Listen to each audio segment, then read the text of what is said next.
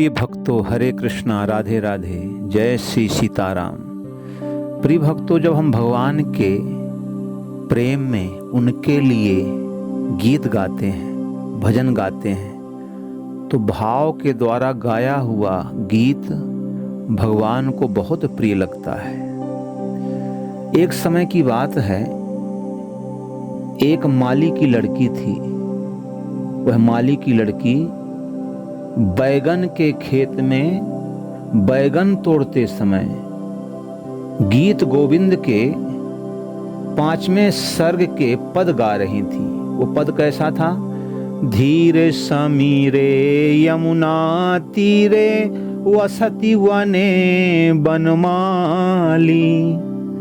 जब ये अष्टपदी गा रही थी तो उस मधुर गान को सुनने के लिए श्री जगन्नाथ जी, उड़ीसा में जो भगवान श्री जगन्नाथ जी का मंदिर है, वह श्री जगन्नाथ जी उस समय उस लड़की के गीत को सुनने के लिए और मंदिर से बाहर आ गए।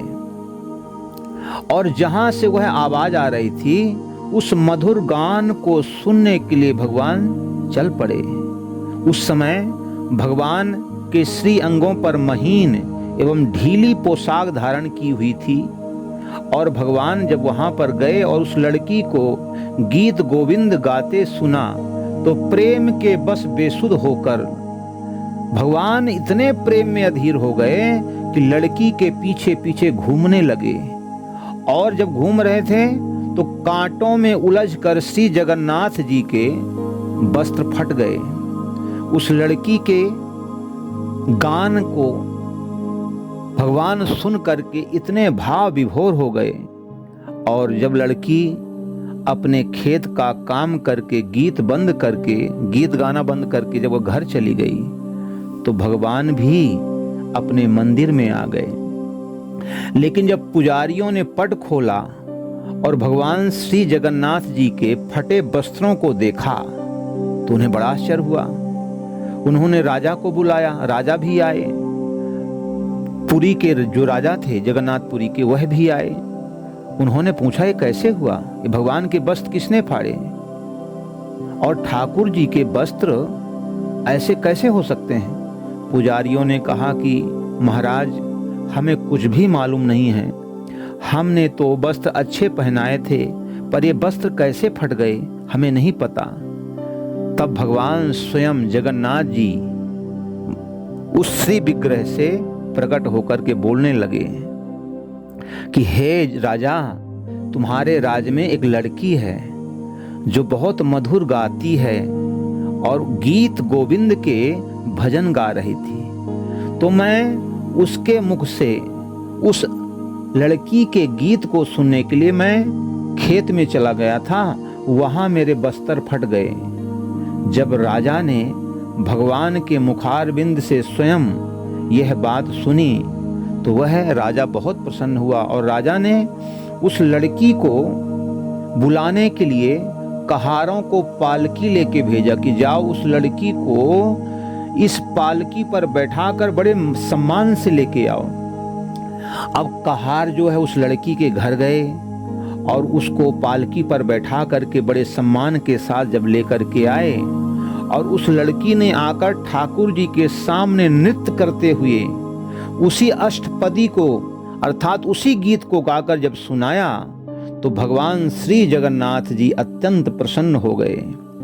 तब से राजा ने मंदिर में नित्य ही ये नियम बना दिया था कि गीत गोविंद की रोज वो जो पद है उसका गायन किया जाए। और जब ये घटना सर्वत्र फैल गई तब कई लोग गीत गोविंद का गायन करने लगे। और गीत गोविंद जो भाव से गाते थे उनके सामने भगवान जो हैं आकर के उस गीत को सुनते थे। गीत गोविंद के महत्व को जब एक मुल्तान जो है, एक मुल्तान के मुगल राजा ने जब यह सुना कि गीत गोविंद का इतना महत्व है कि जगन्नाथपुरी के राजा के यहाँ स्वयं गीत गोविंद सुनने के लिए भगवान प्रकट हो जाते हैं, तो उसने भी वह गीत गोविंद के सारे पद को कंठस्थ कर लिया। किसने? मुसलमान सरदार ने, मुसलमान बादशाह ने।